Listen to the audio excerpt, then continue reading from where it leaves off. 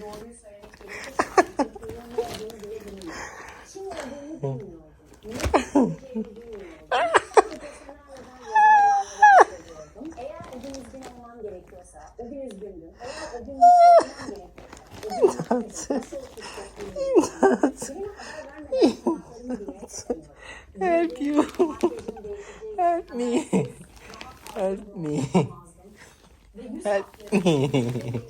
Help me. Help me. Help me.